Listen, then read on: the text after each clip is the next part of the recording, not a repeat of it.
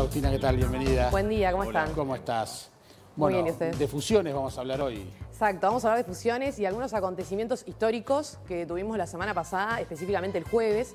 Bueno, imagino que habrán escuchado que hace unas semanas el Poder Ejecutivo, al menos en lo que está hablando de Uruguay, remitió al Parlamento el proyecto sobre activos virtuales. Está avanzando de manera muy rápida y bueno, con suerte tendremos capaz que alguna noticia a fin de año.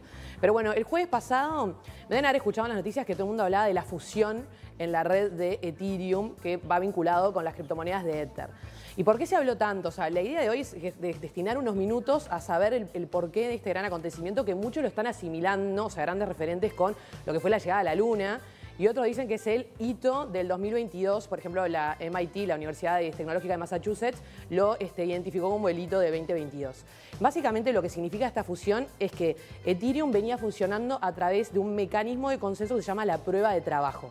Esta prueba de trabajo lo que hacía está vinculada a la minería. Entonces escucharon, por ejemplo, que muchos cuando hablaban de criptomonedas decían, bueno, yo voy a poner equipos, voy a poner unos GPU y voy a empezar a minar criptomonedas. Bueno, lo que hizo la red de Ethereum fue cambiar ese mecanismo y sacar estos equipos de minería y pasar a un mecanismo que se llama la prueba de participación, que básicamente es cuanto vos mayor criptomonedas tenés, más podés estar validando distintos nodos o transacciones de la red.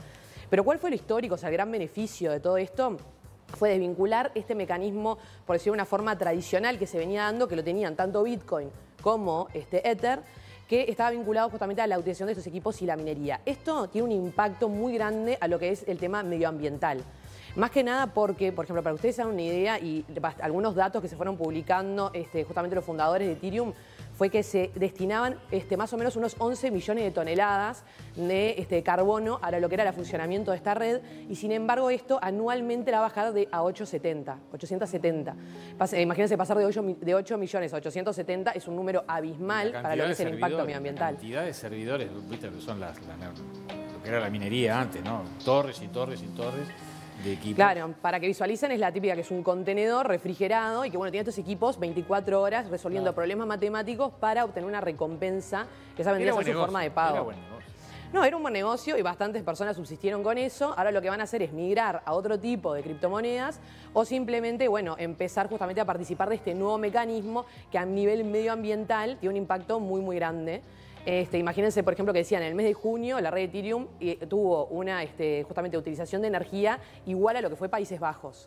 Entonces, bueno, esto a nivel medioambiental tiene un impacto enorme, más allá que a nivel regulación, los distintos países, tanto Estados Unidos como Europa, ya habían empezado a tomar medidas en decir, bueno, el tema medioambiental es un tema que nos preocupa y tenemos que empezar a incentivar a las distintas empresas para que justamente tengan o utilicen este tipo de tecnologías que son más amigables con el medio ambiente. Lo que pasa es que los marcos legales tienen que ir adaptándose rápidamente a las realidades. Exacto, se tienen que ir adaptando y además tienen que intentar incentivar las buenas prácticas.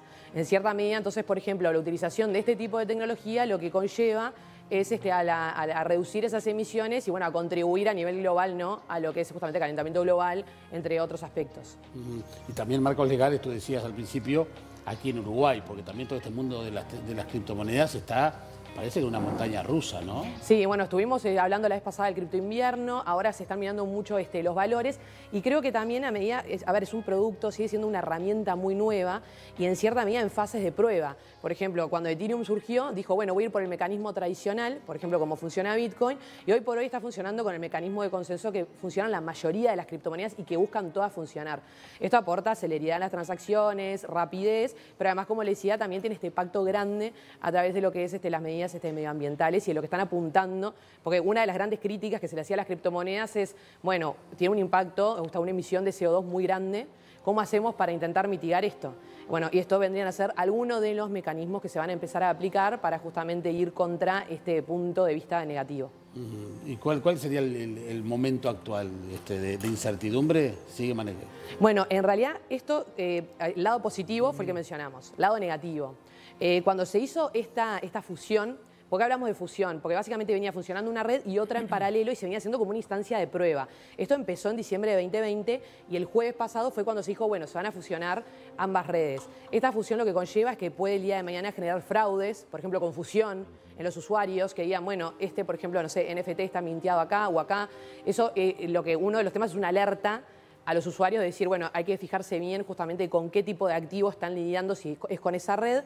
Y después, bueno, además lo que tiene que ver justamente con eso, de generar mayores transacciones, la prueba de trabajo, que es la anterior, era un mecanismo muy seguro.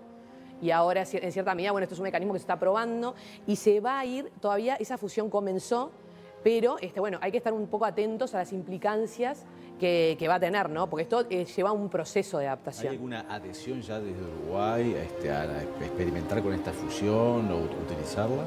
Bueno, en realidad aún Uruguay no se ha brindado opinión, pero sí pasó, por ejemplo, en Estados Unidos, que empezaron a decir, bueno, este activo nosotros lo habíamos categorizado como ya fuera un commodity o un security, y ahora nos estamos cuestionando qué es, porque al cambiar tanto como su origen o su contenido, que en cierta medida cuestiona, bueno, estamos hablando de lo mismo. Eso genera desconfianza. Genera desconfianza, pero también creo que es parte como de la evolución.